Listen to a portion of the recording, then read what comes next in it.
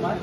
నేను ప్రస్తుతం ఆంధ్రప్రదేశ్ రాష్ట్ర విశ్రాంత పారామిలిటరీ సైనికుల సంక్షేమ సంఘం జనరల్ సెక్రటరీగా చేస్తున్నానండి. ఈ మీటింగ్ యొక్క ముఖ్య ఉద్దేశం ఈరోజు 5 జనవరి 2026న మేము మా రాష్ట్రం అంతా కలిసి జవాన్లు ప్రతి చిత్తూరు జిల్లా నుంచి ఇటు శ్రీకాకుళం కలిసి వచ్చి ఈ మీటింగ్ కండక్ట్ చేసుకున్న ముఖ్య ఉద్దేశం అండి. మా రిక్వెస్ట్ రాష్ట్ర ప్రభుత్వం కేంద్ర ప్రభుత్వంతో ఒకటేనండి. మాకు 23 నవంబర్ 2012న మాకు ఒక ఆఫీస్ మెమోరాండం జారీ చేశారండి. ఆ ఆఫీస్ మెమోరాండం యొక్క అంతరార్థం ఏంటంటే వీళ్ళు దేశ రక్షకులే, డిఫెన్స్తో సమానంగా వీళ్ళు కూడా డ్యూటీలు చేస్తున్నారు.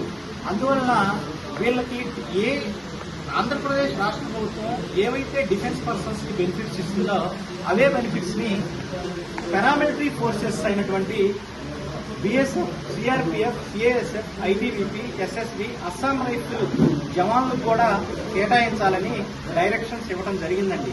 కానీ ఇప్పటివరకు మన ఆంధ్రప్రదేశ్ ప్రభుత్వం దాన్ని ఇంప్లిమెంట్ చేయలేదు. దీనివల్ల ఈ ఆఫీస్ మెమోరాండం ఇంప్లిమెంట్ అయిన తర్వాత మొట్టమొదటిగా వచ్చే బెనిఫిట్స్ ఏంటంటే ఆర్మీ వాళ్ళకి వచ్చే రీఎంప్లాయ్మెంట్ అండి. రీఎంప్లాయ్మెంట్ బేసిస్లో మేము పెన్షన్ వచ్చిన తర్వాత మాకు ఉద్యోగాలు జరుగుతాయి. ఇకపోతే రెండో విషయం ఇంటి పన్ను మినహాయింపు. మూడో విషయం అండి నీట్లో ప్రత్యేక కోటా దొరుకుతుందండి, క్యాప్ రిజర్వేషన్ కోటా దొరుకుతుంది. లేకపోతే చెప్పుకోవాలండి పేద జవాన్లకి ల్యాండ్ పంజరభూములు కేటాయించడం జరుగుతుందండి. ఇలా చాలా బెనిఫిట్స్ ఉన్నాయి. కానీ మేము ఎన్ని పోరాటాలు చేసినా ఆంధ్రప్రదేశ్ ప్రభుత్వం మా యొక్క గోడు వెనకలేదండి. మేము మీడియా సమూహంగా మేము తెలియజేసేది ఏంటంటే మా కష్టాలు మీరు తెలియజేయండి.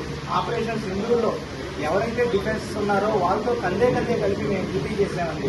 ఈరోజు నక్సలిజం ఉందండి. నక్సలిజం రూట్ మార్చ్ చేస్తుంది ఎవరండి? సిఆర్పిఎఫ్ అండి. రేపు ఆపరేషన్ కమాండ్ 31 మార్క్స్ టార్గెట్. ఈరోజు అక్కడ సిచ్యువేషన్ చూసుకుంటే more than 80% of naxalism close అయిపోయిందండి. రిమైనింగ్ కూడా రానున్న రోజుల్లో అది కూడా ఎవరైనా సరే దేశం కోసం లడాయి చేస్తున్నారండి. ఈరోజు ప్రతి ఉద్యోగం, ప్రతి సెక్యూరిటీ డ్యూటీ దేశంలో ఏది జరిగినా బోర్డర్లో ఇంటర్నల్ గా నక్సలిజం కానీ, ఇండస్ట్రియల్ కానీ, విఐపీ సెక్యూరిటీ కానీ ఏది చేయాలన్నా మా జవాన్లే, ఇంక్లూడింగ్ ఎలక్షన్స్, డిజాస్టర్స్, ఇవి ఒకటని కాదండి, ప్రతి ప్లేస్ లో మా పారామిలిటరీ జవాన్లు ఉంటారండి. అందుకని డిఫెన్స్ జవాన్లకి సమానంగా మాకు కల్పించాలని మేము ముఖ్యంగా చెప్తున్నామండి.